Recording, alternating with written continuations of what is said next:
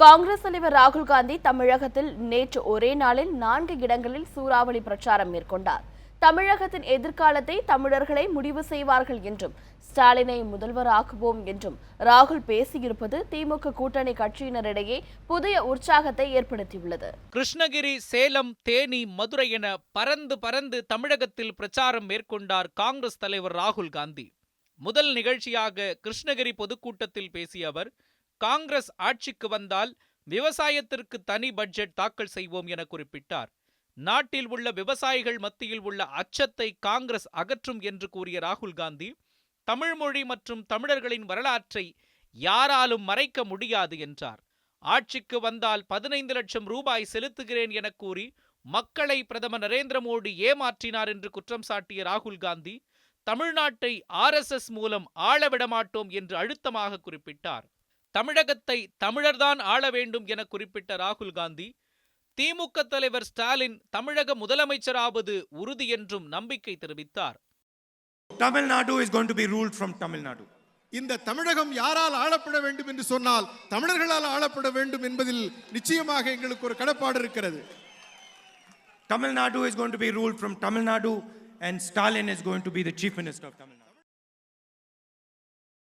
கிருஷ்ணகிரியை தொடர்ந்து மதசார்பற்ற முற்போக்கு கூட்டணி பொதுக்கூட்டம் சேலத்தில் நடைபெற்றது. இதில் ஒரே மேடையில் ராகுல் காந்தி, திமுக தலைவர் ஸ்டாலின் ஆகியோர் பங்கேற்றனர். அப்போது பேசிய ராகுல் காந்தி, ஒரே நாளில் நாட்டின் பொருளாதாரத்தை அழித்தவர் பிரதமர் நரேந்திர மோடி என்றும், GST கொள்கையால் திருப்பூரில் ஜவுளி தொழில் நசிந்து விட்டது என்றும் குறிப்பிட்டார். நீட் தேர்வு வேண்டுமா என்பதை தமிழக மக்கள் தீர்மானிக்கட்டும் எனவும், இனிமேல் அணிதாக்கல் மரணம் நிகழக்கூடாது எனவும் ராகுல் காந்தி குறிப்பிட்டார். வறுமைக்கு எதிராக சர்ஜிக்கல் ஸ்ட்ரைக்கை காங்கிரஸ் நடத்த திட்டமிட்டுள்ளதாக தெரிவித்த அவர், ஏழை பெண்களின் வங்கிக் கணக்கில் மாதந்தோறும் 6000 ரூபாய் நிச்சயம் செலுத்தப்படும் என்றும் குறிப்பிட்டார். They mentioned to us that this brilliant young Tamil girl was forced to commit suicide because of the NEET exam. இந்த அனிதா என்ற அந்த பெண்ணை பற்றி சொல்லும் பொழுது அவர்கள் குறிப்பிட்டிருந்தார்கள், அந்த பெண் நீட் தேர்வின் காரணமாக தற்கொலைக்கு தள்ளப்பட்டு உயிரிழக்க நேரிட்டது என்பதை சொன்னார்கள். So we respected the voice of Tamil Nadu. இது தமிழ் மக்களின் உணர்வை வெளிப்படுத்திய வகையிலே அமைந்தது. There is a small line in our manifesto. எங்களுடைய தேர்தல் அறிக்கையிலே ஒரு வரி இருக்கிறது. It says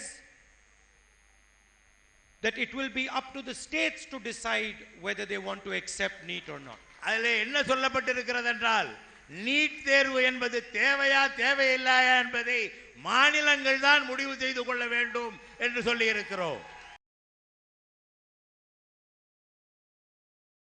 இதனையடுத்து தேனி பொதுக்கூட்டத்தில் பங்கேற்ற ராகுல் காந்தி, இங்கும் பாஜக ஆட்சியை கடுமையாக விமர்சித்து பேசினார். அவரது பேச்சை பீட்டர் அல்போன்ஸ் மிக நேர்த்தியாக மொழிபெயர்த்தது கூட்டத்தினரிடையே பெரும் வரவேற்பை பெற்றது. தேனி பொதுக்கூட்டத்தை முடித்துக்கொண்டு மதுரை மண்டேலா நகரில் நடைபெற்ற பிரம்மாண்ட பிரச்சார பொதுக்கூட்டத்தில் கலந்து கொண்டார் ராகுல் காந்தி. தமிழர்கள் பல மதங்களையும் பெண்களையும் மதிப்பவர்கள் என்றும், தமிழர்களின் கலாச்சாரம் மோடிக்கு தெரியாது என்றும் ராகுல் காந்தி குறிப்பிட்டார். So Mr. Narendra Modi does not understand exactly who he is confronting. Narendra Modi அவர்களுக்கு இந்த கலாச்சாரமும் இதற்கு பின்னாலே இருக்கின்ற தத்துவமும் தெரியாது. He is confronting thousands of years of Tamil history. ஆயிரக்கணக்கான ஆண்டுகள் நிறைந்த தமிழகத்தினுடைய வரலாற்றை அவர் அறிந்தவர் இல்லை.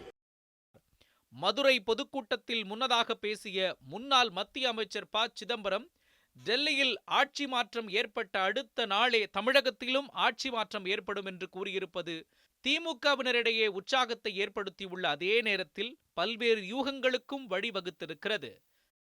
செய்திப்பிரிவு, News 7 தமிழ்.